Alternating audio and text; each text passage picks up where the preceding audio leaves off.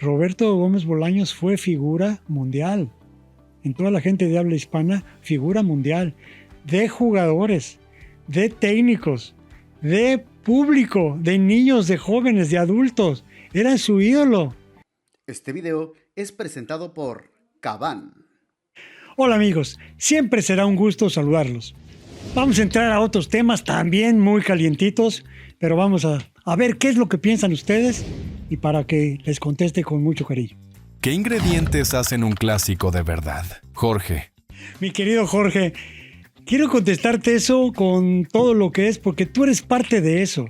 Los clásicos los hace la gente, los hace la historia, los jugadores, los clubes, las circunstancias, los trofeos, las derrotas, esos jugadores que fueron a la selección y que después eres compañeros y después enemigos, los técnicos. O sea, hay muchos ingredientes para los clásicos, pero al fin y al cabo, los que hacen los clásicos es el público. Todos somos públicos. Todos asistimos a un estadio para identificarnos con los jugadores y con nuestro equipo. Y es por eso que la pasión, que es un sentimiento, nos invade. Y por eso en un momento lloramos, reímos, gritamos, nos emborrachamos o hacemos cualquier tipo de cosas por nuestro equipo. Compramos camisetas. Hacemos todo lo necesario para que nos digan que yo pertenezco a este equipo. Por eso los clásicos los hacen ustedes, el público. Y yo he vivido muchos clásicos. Pero en un momento dado los viví con Pumas jugando contra el América y contra Chivas. Para mí eran partidos importantísimos en ese tiempo. Pero después cuando llegué al América, los clásicos, el clásico más importante es y creo que será por mucho tiempo América-Chivas, Chivas-América, por la gran cantidad de convocatoria que tienen esos dos equipos, por toda la historia que han forjado todos los que de alguna manera hemos jugado en esos dos equipos, por las situaciones que le dieron y también por la cantidad de trofeos que tienen esos equipos. Entonces, siempre los clásicos serán para toda la vida. Hay que disfrutarlos y vivirlos. ¿Por qué? Porque los hacen ustedes. ¿Qué se necesita para ser jugador del América? Jorge. A ver, te quiero decir porque me acabas de hacer dos preguntas en una que la quiero sentir de una manera. La primera te la contestaría. Cuando llega un jugador extranjero a un equipo como el América, en un momento dado, desde el principio hay una regla que la puso don Emilio Azcárraga Milmo y que su hijo la sigue, Emilio Azcárraga Yen. Y es competir para ganar. Lo han puesto una obligación, en el buen sentido de la palabra, para ganar. Y eso es lo que cuando llegas a la América pasa. A mí cuando llego a la América y él me manda, me vende en el equipo América, llego con el presidente Díaz Ordaz, le digo que si puedo hacer algo, me dice que nos va a ayudar para que le toquen dinero a los jugadores con una iniciativa de ley, y él me manda a ver al señor Emilio Azcárraga. El señor Emilio Azcárraga me recibe allí en Televisa y cuando me siento, se sienta junto a mí, así como estamos ustedes y yo, y de repente me dice, Enrique, ¿en qué te puedo servir? Y yo le digo, pues no sé, señor. Le platico lo del presidente, mi situación. Dice, mira, Enrique, tu situación la conozco. Te hemos venido siguiendo mucho tiempo. Te quisimos cuando reforzaste el Atlas para que nos reforzaras a nosotros y ya no se pudo. Pero nosotros queremos que estés en la América. Estás contento, ya te compramos. Ya eres parte de la América. Y yo te quiero decir que te va a ir muy bien. Y te va a ir muy bien, confía en mí. Quiero decirte que cuando te lo dice el dueño de Televisa, cuando te lo dice una persona con esa claridad, con esa amistad, con esos ojos mirándome y diciéndome, fue para mí después en mi vida la persona más significativa e importante dentro y fuera de la cancha, Emilio Azcárraga Yen. Por eso te digo que cuando estamos viendo algunas situaciones de este tipo y que vienen jugadores extranjeros, los jugadores extranjeros tienen que entender qué es el equipo América. No solamente jugadores, también técnicos. Tienen que entender qué es el América. Cuáles son las presiones que hay para que puedan ser un privilegio como equipo y después que tú tengas esa presión y la sepas manejar. Hay muchos extranjeros que han pasado por el Club América de cualquier nacionalidad y muchos de ellos lamentablemente no han podido trascender. por el motivo que quieras. A veces fue mucho la presión que no la pudieron soportar. A veces la calidad que se necesitaba ya con América no fue suficiente. Cada uno sabe de ellos el por qué pasó. O no se adaptó a los sistemas, al entrenador. Hay muchas circunstancias, no solamente es culpa de un jugador. Es circunstancias que pasan. Pero lo que sí tienes que pensar siempre es la presión que hay como extranjero para jugar en el América. Por eso hablaste de Iván Zamorano, hablas de Carlos Reynoso, hablas de Santos, hablas de muchísimos jugadores, del papá de Sague, Moacir, Arlindo. O sea, hay jugadores que han jugado en el América extraordinarios, Héctor Miguel Celada, de cualquier nacionalidad. Son jugadores importantísimos, me faltan tiempo para decirte todos los nombres que han sido vitales para el equipo América, pero que han dejado una gran huella dentro de lo que es el equipo. Entonces, esos extranjeros que vinieron al equipo América sabían perfectamente a qué llegaban y lamentablemente algunos no pudieron dejar una huella. El caso de Guadalajara, hoy por hoy, ya ha metido técnicos extranjeros que tienen esa misma presión de fuerte. No tienen esa obligación porque de alguna manera no lo han manifestado de la misma forma que lo maneja Emilio Azcárraga Gallén. Pero la misma afición de Chivas lo manifiesta. Ellos quieren un equipo ganador, por eso fueron el campeonísimo, por eso esas grandes figuras que han sido unas leyendas y que siguen en el corazón de la gente. Yo conozco a muchísimos de ellos y fuimos compañeros de selección. Hoy por hoy, uno de mis mejores amigos es Nacho Calderón, sin menospreciar a ningún otro. Pero en un momento dado hemos tenido compañeros, algunos ya se adelantaron. Pero en Chivas también hay una exigencia muy fuerte y muchos jugadores. No te puedo decir qué pasa con los extranjeros porque no aceptan, pero sí aceptan entrenadores extranjeros y ahora están aceptando jugadores, no ahora, ya hace tiempo han estado aceptando jugadores mexicanos que han nacido en Estados Unidos o en otros países, pero que tienen ascendencia mexicana que les permiten las reglas de este país hacerlo. E inclusive algunos extranjeros se han nacionalizado y han defendido los colores de la selección nacional. Por eso te digo, es la presión de esos clásicos, unos lo aguantan, seas extranjero o no, pero deben de saber por obligación en qué equipo están. Hay algunos otros equipos que exigen a sus jugadores extranjeros y mexicanos que respondan al equipo y debe de ser obligación. Y perdón que use la palabra jugadores, compañeros. La uso porque la usé de jugador y así la usé de directivo y la uso con los medios. Tienen la obligación de cuando están en un equipo hacer todo lo posible porque ese escudo que defienden sea para ganar, competir para ganar. Y para eso tienen la obligación de cuidarse, de entrenar, de superarse, de ser compañero, de ser un ejemplo dentro de lo más se puede y de jugar para ganar. Eso y la presión que hace el público sobre ustedes los tiene que en un momento dado alentar. Eso es un privilegio. ¿Por qué los clásicos desatan tanta pasión? Tony. Mi querido Tony, te voy a decir una cosa. ¿Qué pasa cuando la gente cree que el clásico es en un momento dado el más importante juego? Los aficionados principalmente, aunque los que no son aficionados a esos dos equipos sí lo sienten, porque hay clásico joven contra, en un momento dado está Cruz Azul, clásico contra los Pumas del América en este caso, Chivas igual tiene, pero también tiene Chivas otro tipo de partidos como contra el Atlas, donde se juegan muchas otras cosas. Hay muchos ingredientes que tú no puedes manejar. Te quiero decir algo. Se hablaba que antes en los clásicos era porque los equipos tipo el Campeonísimo y el América en ese tiempo eran broncas cada partido. Cada vez que había un clásico había broncas. Y en cierto momento significaban alguna cosa. Ahora, ¿qué pasa cuando significan solamente clásicos en medio de una temporada? ¿Qué pasa cuando son clásicos para calificar alguna liguilla? ¿Qué pasa cuando son clásicos de pelear un campeonato? O sea, todo esto cuenta muchísimo. No es lo mismo. El clásico saben que son dos equipos, pero la presión crece mucho más. La pasión crece mucho más porque hay un logro de por medio.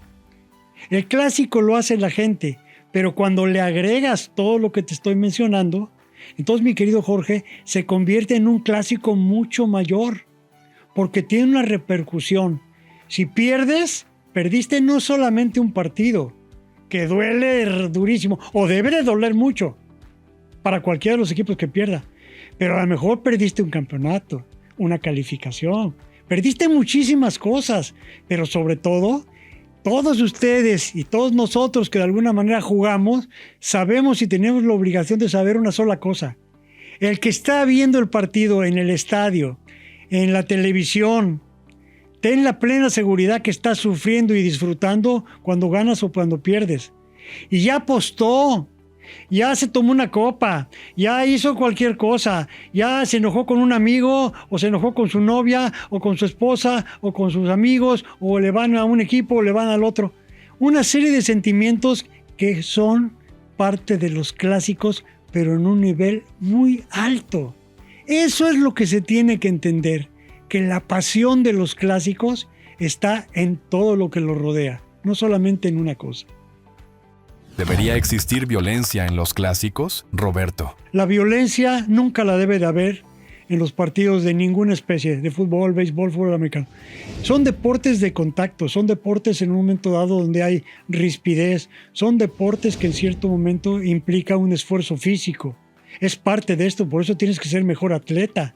Estás preparado para correr, para cabecear, para golpear la pelota, para marcar, para empujar, pero dentro de los límites. Por eso hay reglas en el fútbol. Si tú te sales de esas reglas, lógicamente estás sujeto a sanciones. Ya viene siendo que te amonestan o que te expulsan, o que creas una bronca y eso te ocasiona pues un partido, 2 partidos, 3, no sé cuántos. Pero también en la violencia puede engendrar que lastimes a un compañero, que lastimes a alguien de compañero de profesión, y que lo hagas con intención o que lo hagas sin intención. ¿Por qué? Porque empiezas a perder la cabeza y no estás concentrado y cometes a veces faltas que lesionan a muchos jugadores físicamente, y eso no debe de haberlo. La violencia, muchas veces aplaudían que se pelearan los jugadores del Campeonísimo con los del América y se pelearan a golpes, y me acuerdo todavía las broncas recientes donde se pelea Quirarte. Muchos de los jugadores del América se peleaban.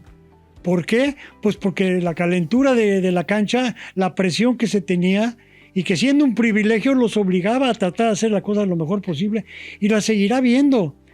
Violencia que tenga que ver con golpear fuera de reglamento, nunca la debe de haber, porque eso también genera violencia en otra parte, que es las tribunas.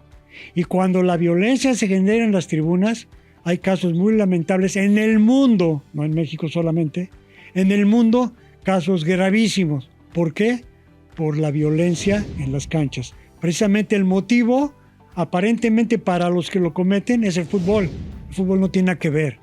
Es el mismo ser humano que a veces nos salimos de nuestras casillas o nos inducimos a otro tipo de cosas, lo hacemos y cometemos errores que a la postre resultan muy graves. Por eso, no debe de haber violencia en el fútbol. Tiene que haber entrega física, pero violencia tiene que estar sujeta a los reglamentos. ¿Esto ocurre solo en México? Laura. Lo que pasa es que no es privativo de un país, porque el fútbol es lo mismo. Hay antagonismo, hay rivalidad, hay pasión. En un momento dado los clásicos se vuelven pasionales. No hablemos de clásicos River en un momento dado contra Boca. No hablemos Real Madrid-Barcelona. Hablemos cuántos quieres en todas partes del mundo que haya. Y si vas a Sudamérica, si vas a Centroamérica, si vas a África, pues son partidos que hay clásicos. En todas partes del mundo hay clásicos, no solamente uno, sino varios. Siempre hay un gran clásico y ese no se va a olvidar por todo lo que te acabo de platicar en cualquier parte del mundo. Pero ese tipo de clásicos, por eso muchas veces dicen de alto riesgo, y tienen que tomarse medidas que en un momento hagan siempre la prevención para que no sucedan este tipo de cosas. Eso es proteger a que la gente vaya con su familia, con sus hijos, con su esposa, con su esposo, que vayan a disfrutar y a divertirse un espectáculo deportivo como es el fútbol, y que lógicamente nunca sea avalado por la violencia. América versus Pumas, ¿sigue siendo un clásico, Iván? No, sí, vuelvo a lo mismo, seguirá siendo clásico, de una manera diferente, porque se han ido cambiando las posiciones en cuanto a resultados, en cuanto a formas de ser, en cuanto a jugadores, en cuanto a técnicos. Cambia, pero lo siguen haciendo porque a los jugadores, a la familia de Pumas sigue siendo un clásico jugar contra el América, no quieren perder nunca contra el América, y así lo viví yo cuando jugaba en Pumas, y así en cierto momento lo viví cuando jugaba en América, querías ganar, pero el público, como se identifica con los jugadores y con el equipo, pues lógicamente quiere. Pumas no ha logrado en cierto momento con esas canteras y esos grandes jugadores que de un momento dado sobresalieron y que llegaron a ser parte de la selección nacional en muchísimos mundiales y que lógicamente quieren siempre cuando juegan ganarle. Le han ganado Pumas al América y América a Pumas. En un momento claro que seguirá siendo un clásico, pero también ya hay otro tipo de clásicos que son importantes y además poco a poquito. ¿Por qué? Porque cantidad de gente. Hay clásicos ahora que se están diciendo, como fue el clásico que ya tiene tiempo, Cruz Azul, por distintos motivos. Nosotros perdimos un clásico. Contra Cruz Azul perdimos un campeonato. Traíamos un cuadrazo y Cruz Azul también. Y nos ganó el campeonato 4-1. Y curiosamente, como anécdota, me duele, pero es cierta, íbamos 4-0. De repente un córner. Yo meto el gol de cabeza a Marín, uno de los mejores porteros extranjeros que vino a México. Le meto un gol a Marín. Y yo no lo festejo. ¿Cómo voy a festejar un gol cuando estamos perdiendo un campeonato? ¿O cómo festejé el gol de Haití? No lo festejé porque estábamos eliminados para el Mundial. O sea, son los dos únicos goles que yo nunca festejé. Pero tienes obligación de festejar cuando metas un gol. Pero después, no te burles, nunca. Pero festeja también con tus compañeros. Eso es lo más importante. ¿Qué se sintió enfrentar al América siendo jugador de Pumas, Iván? Y fíjate, les tengo que platicar, amigos, que pues yo debuto en Pumas y lógicamente juego todo el tiempo con Pumas y prácticamente cuando jugamos contra el América sí le metí goles. No me acuerdo cuántos, pero sí le metí goles y los festejaba lo mismo con lo que te estoy diciendo, nunca con burla. Nunca me burlé de ningún defensa ni ningún portero. Al contrario, festejaba yo con mis compañeros y nada más. Eso era mi cosa. Lo que pasa es que cuando voy al América, me venden al América, quiero decirte que nunca le anoté al Pumas. Nunca. Le quería yo meter, yo fallé goles de aquí a allá. De aquí a donde estás tú, mi querido Iván. Fallé goles. No los pude meter. Pero pues ni modo, así fue. Entonces el día que decido retirarme, por distintas cosas que ya platicaremos, y ahí es algo que tendremos oportunidad de platicar en otro programa, en un momento dado le digo al señor Azcárraga, me voy a retirar, ya lo platiqué con mi esposa, no puedo, ya vi que no puedo ir a la Copa del Mundo porque parece que no me pueden seleccionar, no quieren, etcétera, etcétera. Y me dice, bueno, Enrique, sí. Digo, señor, acaba de quedar Pumas campeón y me quisiera jugar en un partido oficial, va a ser dentro de X tiempo, y me gustaría jugar contra Pumas. Y me dice, pero si nunca le has metido goles. Y le dije, por eso. Y me dice, ¿qué? Sí, señor. Bueno, me da la autorización, se lo comunica al señor Cañedo, se lo comunican a Raúl Cárdenas, y yo desde ahí me preparé junto con Sagrario para poder hacer algo importante. Ya tendremos oportunidad porque es una anécdota de las más importantes de mi vida, pero es para otro programa. Pero le meto, fíjate, salgo con mi hijo César en los brazos y en mi hijo Enrique, con todos los demás en mi despedida. Acaban de tomar fotografías con América y me llaman los de Pumas y me dicen que me vaya a tomar una foto con ellos. Me tomé la foto, ahí la tengo, con los Pumas. Y empieza el partido. Quiero decirles que yo estaba preparado, por alguna cosa que les vamos a platicar después en otro programa, para meter un gol en los primeros 5 minutos, porque sabía que las intenciones de mi técnico en ese tiempo era sacarme lo más pronto posible. Yo me preparé junto con Sagrario, me ayudó Pedro Nájera, el preparador físico, todo lo que era preparar, mis compañeros y todo, para meter un gol. Metí el gol, tomé el balón, se lo pedí a Fermín Ramírez Cermeño, el árbitro, y ahí tengo, ahí como recuerdo ese balón. Y quiero decirles, por eso fue el gol. Le metí 2 en el segundo tiempo, porque en el primer tiempo meto ese gol. Después se termina el primer tiempo, todo lo demás fue un homenaje, la gente gritando Borja, el estadio lleno, en hombros de todo lo demás, todos mis amigos y jugadores regalándome cosas, las autoridades, mis compañeros, en fin, trofeos, todo maravilloso en esos 15 minutos. Me meto pues prácticamente a tomar un vaso de agua, me salgo, ya no podía yo ni con los zapatos. Sin embargo, hay una jugada, un centro, le tiro, no le doy con la pierna derecha y con el mismo efecto le pego con la izquierda y lo meto, 2 goles. Y ahí pido mi cambio. Sí, no le había metido goles, pero así como lo hice ahí y festejé, sí los festejé, porque no es en un momento problema. Yo se los digo a los jugadores, cuando metan un gol con su equipo, festéjenlo junto con sus compañeros y ustedes, pero no se burlen, porque eso es lo que es malo. Pero lo que es bueno es festejar los goles porque están con un equipo. Y ese equipo les paga, esa afición los apoya, esa afición los exige. Entonces todo eso no lo tiren a la basura. No piensen que están haciendo mal, no. Piensen que ustedes son profesionales y que cuando están jugando tienen que defender a su equipo. Yo no te digo que te burles ni que te pases de festejo. Te digo que compartas con tus compañeros. Eso es lo más importante. ¿Cómo fue su primer clásico con América? René. Bueno, primero te voy a contar algo porque para mí es muy importante. No quedé campeón goleador con Pumas, pero fui segundo lugar. Tuve su campeonato con Pumas, porque también tuve la oportunidad de ser ahí.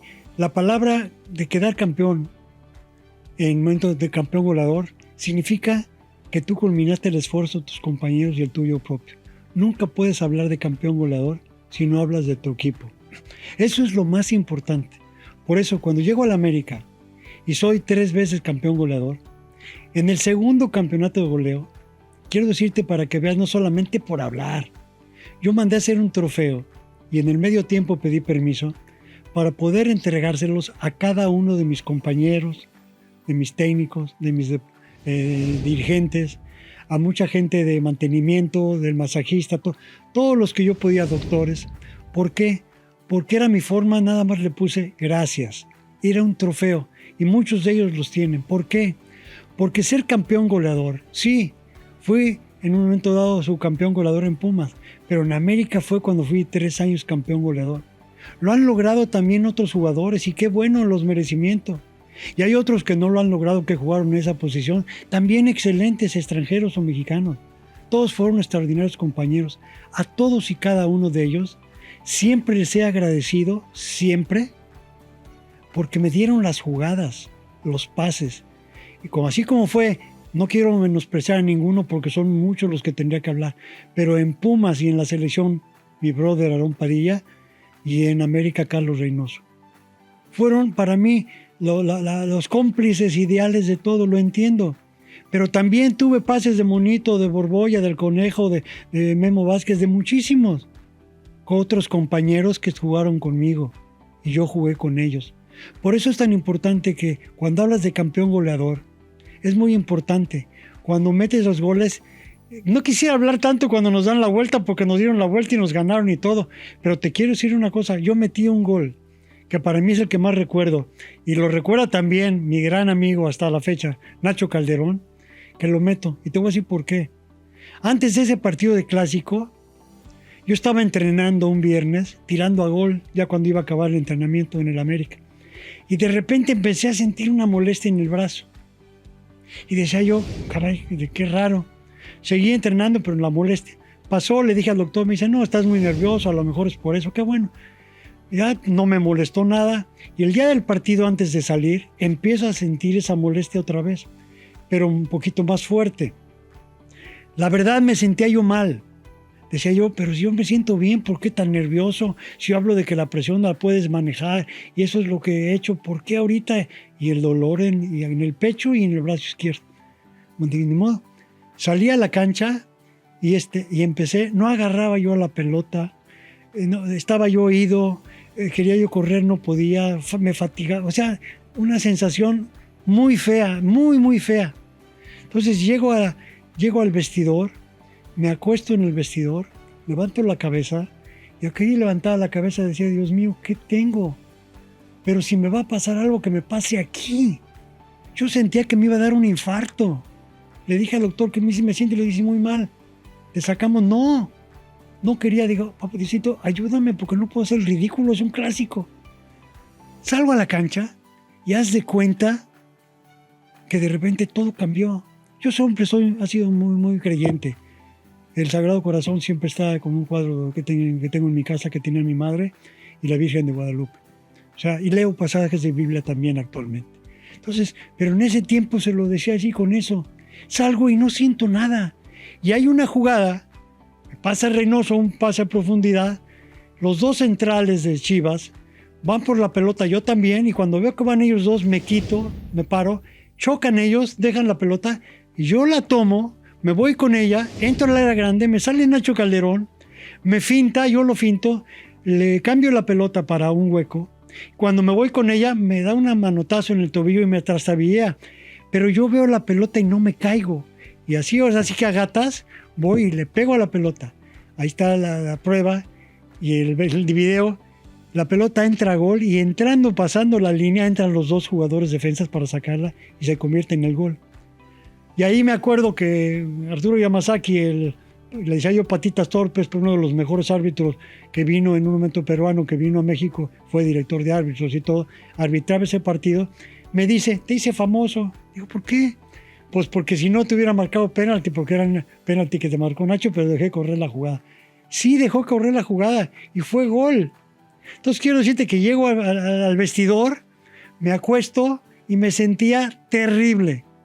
Y junta de doctores, de directivos y todo, me querían llevar al hospital, a Houston, porque decían que yo probablemente tuviera un infarto. Me dice un doctor también, Casella, que era el médico que estaba ahí con nosotros, y estaba también el doctor Perestofe, agarra y dice, no, tranquilos. Me meten al hospital y estoy prácticamente una semana, y me encuentran que no me bombeaba potasio al corazón. No tomaba yo alimentos con eso, y pude haber tenido un infarto. Gracias a Dios no pasó, pero es el recuerdo más fuerte que tengo de ese gol contra Chivas y de que fue a Nacho Calderón, mi gran amigo también de selección nacional, y que ganamos ese partido. A veces lo de la pérdida pues nos dieron la vuelta. Es un gran equipo Guadalajara, ha sido, es y será siempre un gran rival del equipo América. ¿América versus Tigres ya es clásico o es pura moda, Fer? Bueno, vuelvo a lo mismo, tú contéstame. ¿Hay rivalidad con América? Yo creo que sí, y hay una rivalidad muy fuerte, pero deportiva principalmente, por la calidad de jugadores, la calidad en un momento de técnicos y la calidad como institución y como afición. Claro que se le puede llamar clásico, pero es difícil cuando ves que la palabra clásico influye en otras cosas. La gran cantidad de afición en todas partes, de ese gran aficionado que lo hace los clásicos. Si le preguntas a cualquiera de Monterrey y cualquiera de Tigres, ¿cuál es su clásico? Te van a decir Tigres Rayados, no van a decir América ninguno de los dos, y son dos equipos que rivalidad, es una rivalidad importante, tienes mucha razón, ha crecido cada vez, y también a hoy por hoy la rivalidad que tienen con Toluca también es muy fuerte, la rivalidad, yo creo que los clásicos llamados de alguna forma u otra han sido lo que es Chivas, Pumas, Cruz Azul, para el equipo América. Para el equipo Guadalajara, sabemos que Atlas es así. Y ahora los clásicos que son, y es más importante porque me tocó vivirlo muchas veces como presidente, lo que era Tigres Rayados, Rayados Tigres, era impresionante. Y es impresionante. Porque allá también, más que afición, es una pasión desbordada, es una devoción cuando juegan esos dos equipos. Entonces tenemos que vivir allá, saber que están allá para hacerlo. Pero tú cuando juega un Chivas Atlas, imagínate cómo está, también hay pasión. Entonces también claro que son equipos que se han ido haciendo, todo es válido. Clásicos puede ser, rivalidades desde luego, pero los clásicos creo que en ese orden pueden ser así. ¿Qué le faltó lograr en un clásico? Mercedes. Mira, a mí en un clásico me faltó jugarlo por un campeonato. Y meterme el gol yo o cualquiera de mis compañeros, pero ganar. Ganar el clásico, ganar por campeón, ganar. Mi posición a meter goles, en ese momento podría ser culminar el esfuerzo de mis compañeros metiendo yo los goles, pero también que cualquiera de mis compañeros metiera el gol para que ganáramos. Sobre todo un campeonato y ganándoselo al rival más deportivamente hecho que es Chivas. ¿Qué capítulo en la historia del América le hubiera gustado vivir, Gonzalo? No, ahí no te puedo contestar una sola vez, porque yo el fútbol lo siento diferente. Yo siento que es muchos. A mí me hubiera encantado y me gustaría hasta la fecha poder jugar un clásico jugando con América, contra cualquiera de esos equipos que acabas de mencionar. Claro que sí. En un momento me encantaría jugar y ganar y meter goles. ¿Por qué? Porque esa pasión que te digo no se va nunca. Me hubiera encantado. Si yo regresara, me gustaría estar en los clásicos y ganarle a las Chivas de Guadalajara campeonatos. Pero también me gustaría en cierto momento, si juego contra Cruz Azul, si juego contra América, y ahora jugando, si me tocara jugar contra Toluca, contra Tigres, contra Rayados y contra Cruz Azul o contra los demás, pues claro que me gustaría jugar ahora, meter goles y que mis compañeros metiéramos goles. Pero acuérdate, y siempre, eso sí te lo digo muy claro, y lo piensas tú también, lo más importante son las aficiones de los equipos. El jugador es muy importante, pero pasamos. Las instituciones son las que prevalecen. Entonces siéntete orgulloso de a qué equipo le vas, porque esos son los que hacen los clásicos. Disfrútalos, súfrelos a veces, pero disfrútalos cuando ganas. ¿México versus Estados Unidos es un clásico? Eric. Ahí te lo tengo que conocer de una manera. Primero, cuando yo jugaba, yo tuve oportunidad de meterle gol a Estados Unidos.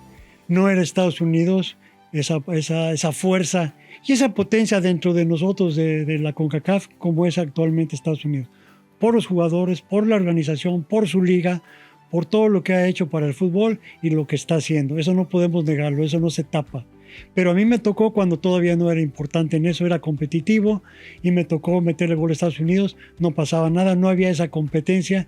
Nosotros durante muchos años fuimos en un momento el gigante de la CONCACAF, el que manejaba todo por campeonatos, por fuerza, por idas a los mundiales, por muchísimas cosas. Sí, pero también Estados Unidos cambió totalmente. Hoy por hoy es un fútbol muy, muy competitivo. Nace cuando empieza a ser rival en CONCACAF. Empiezan a equilibrar los partidos, de que empiezan a ganarle algunos a México. Empiezan a surgir algunos jugadores en Estados Unidos, ya sea de ascendencia mexicana o nacidos en otras partes de Estados Unidos o en Estados Unidos. Grandes jugadores que empiezan a ser exportados a otros países y que en otros países empiezan a jugar muy bien y empiezan a ser cotizados. Pero además hay un antecedente muy importante en Estados Unidos. El fútbol femenil es el primero que se desarrolla. Estados Unidos a nivel femenil empezó a ser el mejor fútbol del mundo. Fueron campeonas mundiales mucho tiempo. Había grandes jugadoras comparadas con cualquier parte del mundo y que inclusive fueron campeonas. Eso es lo que empieza Estados Unidos a eso, y después empiezan a organizarse, porque a mí me toca ser presidente de las Aztecas cuando era otra liga. Se deshace la liga y después empieza a hacer otra nueva liga y poco a poco empiezan a encontrar alguna cuestión de mejorar con México. Obviamente, la palabra no es nos utilizan, porque estuvo bien que nos copiaran, pidieran, aconsejaran, todas muchas cosas como estaba México. Y lo hicieron muy bien, nada más que lo empezaron a superar. Y ahora, hoy por hoy, no puedes negar que tenemos competencias todo el tiempo con Estados Unidos en cualquiera de sus torneos. Hay competencias donde se magnifica. ¿Por qué? Porque hemos ganado Copas de Oro y ellos también.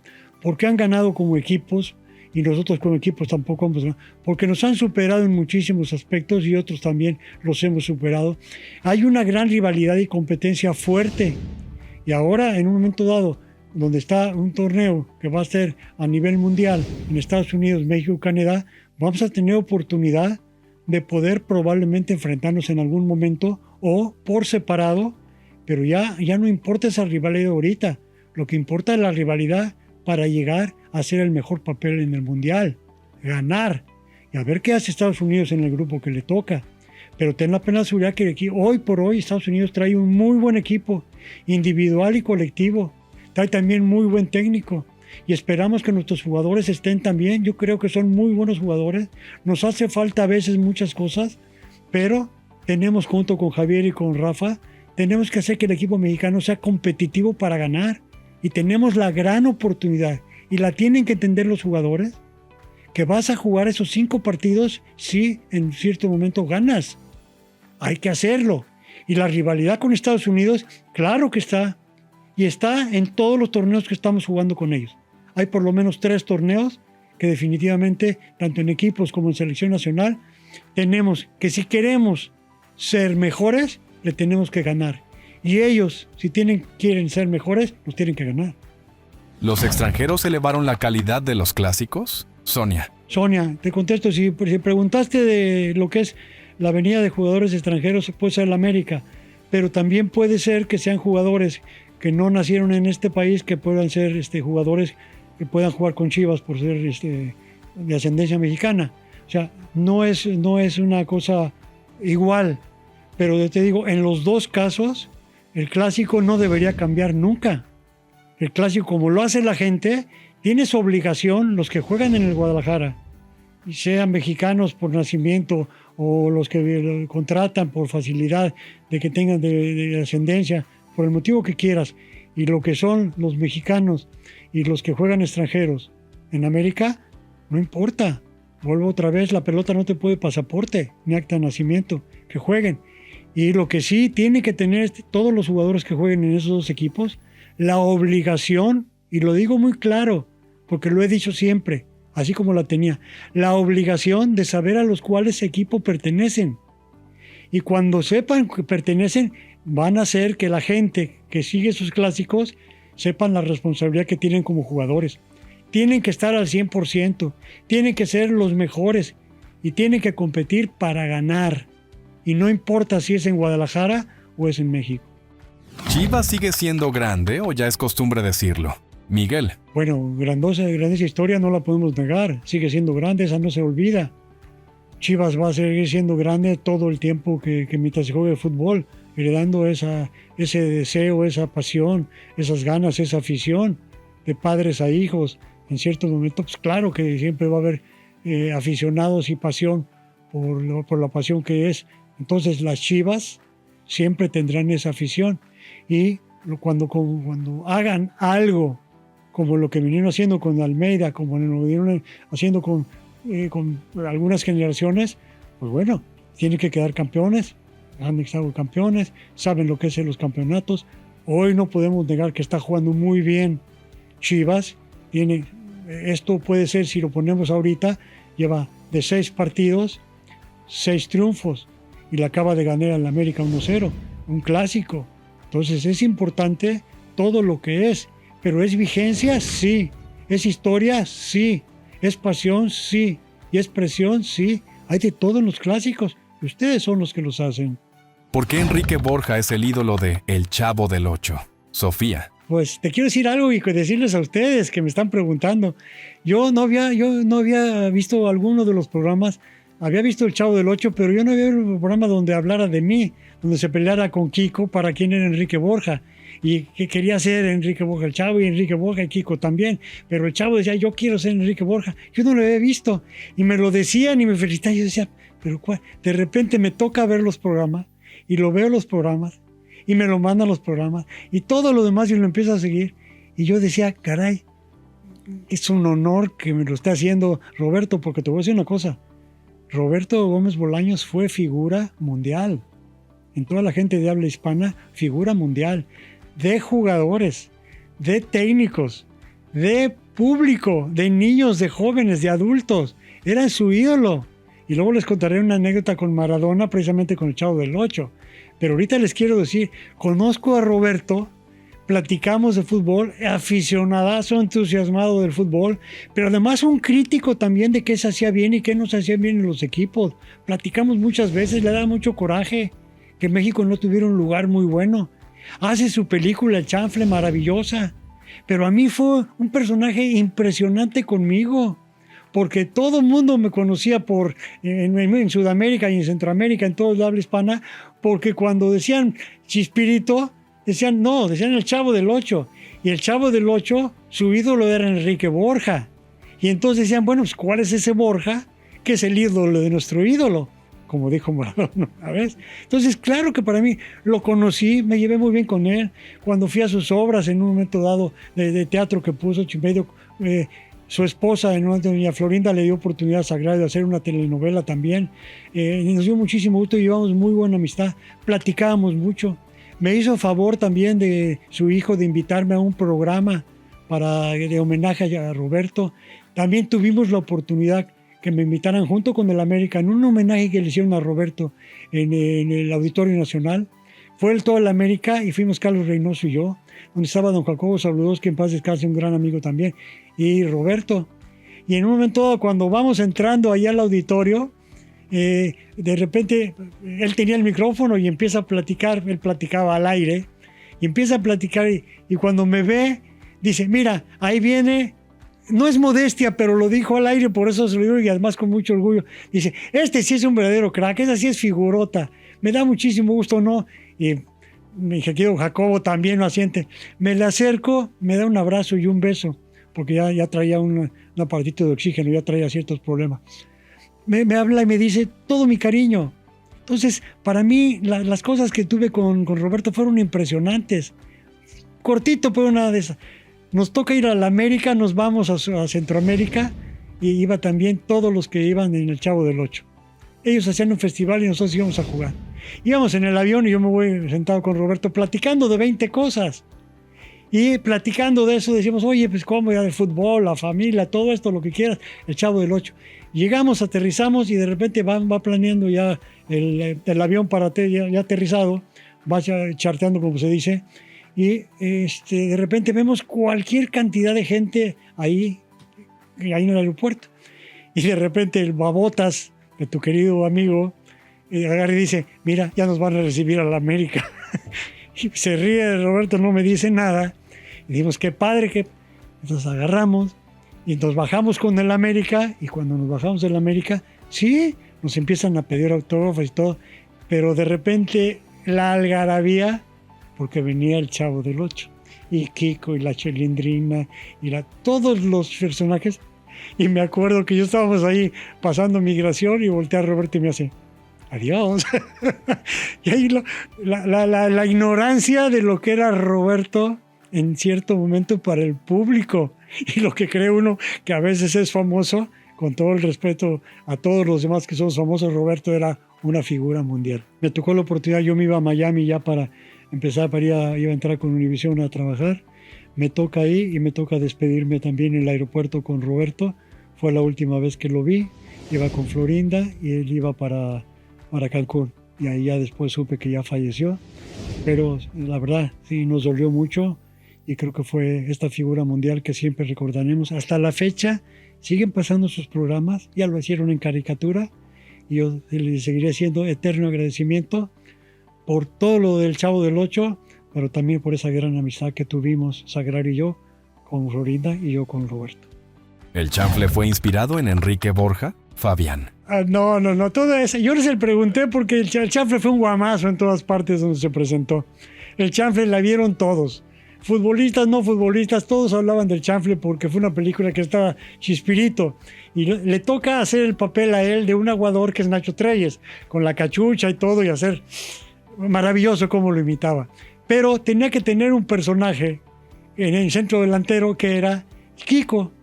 Y Kiko era el personaje del chanfle que metía goles, pero era vanidoso, odioso y todo. Luego le dije, oye, pues así me ves, Roberto, para ponerme a mí. Dice, no, güey. Tenía que crear un personaje que fuera de esto para que en un momento dado el personaje de Nacho Treyes y todo lo demás fuera, para que yo pudiera soñar que era un jugador y todo, pero tenía que ser un antagónico como Kiko. Y Kiko hizo perfectamente, pero pusimos el 9 porque tú eras el centro delantero del América. Y en un momento dado era parte de una película. No, le digo, sino al contrario, que le doy gracias también a Kiko, pero fue hermoso porque mucha gente me identificó, porque sabía que era Enrique Borja el 9, pero era un personaje que creó él para poder ser él de repente también el jugador que metía goles. Acuérdate que él se convierte en el centro delantero. O sea, que era yo. Amigos, esperamos que estén a gusto, que se sientan confortables, que se sientan bien con este programa, con esta charla, con esta plática, con esta participación. Me da mucho gusto en un momento, pero más gusto me da que nos sigan, que en un momento nos escriban. Tenemos que estar platicando de todas estas cosas. ¿Por qué? Porque son vivencias y porque son cosas que ustedes os quieren saber. No dejen de escribirnos, háblenos, platíquenos, coméntenos, díganos qué les parece o qué no les parece. Pero este tipo de programas los hacemos siempre para ustedes. Espero que lo hayan disfrutado. Nos vemos próximamente.